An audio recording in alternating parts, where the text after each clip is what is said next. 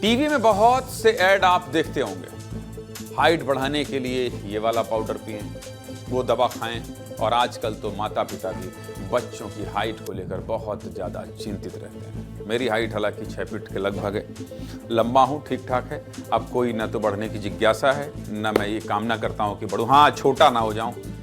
चूँकि ये जो खबर है ये देखना इसलिए भी जरूरी है क्योंकि लोग छोटे क्यों हो रहे हैं, बहुत ज़्यादा चिंतित रहते हैं माँ बाप। और अब इसी चिंता को बढ़ाने वाली रिसर्च आ गई है। रिसर्च है कि मध्य प्रदेश में लोगों का बौनापन बढ़ रहा है। कहाँ की रिसर्च है और किसने की है? क्या सच में ऐसा हो रहा है?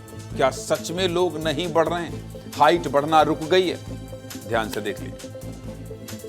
भारतीय मृदा विज्ञान संस्थान और एम्स की संयुक्त रिसर्च में इस बात का खुलासा हुआ है कि मध्य प्रदेश में जन्म लेने वाले बच्चों की औसत लंबाई लगातार कम हो रही है और इसका कारण सीधे तौर पर मिट्टी से जुड़ा हुआ है। राज्य के करीब 35% बच्चे इससे प्रभावित हैं। कृषि वैज्ञानिक और ग्वालियर के राजमाता विजया राजे सिंधिया कृषि विश्वविद्यालय के कुलगुरु प्रोफेसर अरविंद कुमार शुक्ला ने भोपाल के मृदा विज्ञान संस्थान में तैनात रहने के दौरान इस रिसर्च को किया था।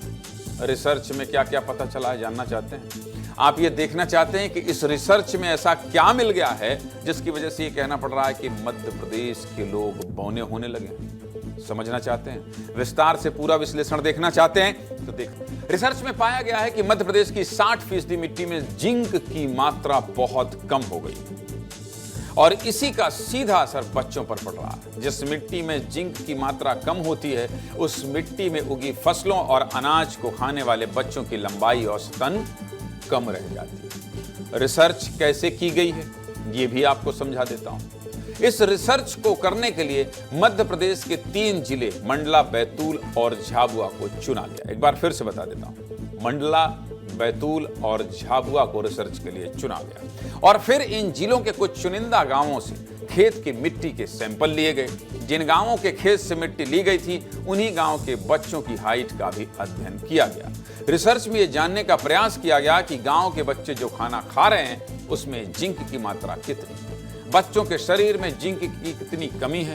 रिसर्च में पता चला कि जिन गांवों की मिट्टी में जिंक की मात्रा कम थी उन गांवों के बच्चों के शरीर में भी जिंक की मात्रा मानक से 35 से 40% कम थी, मतलब लगभग करीब आधा।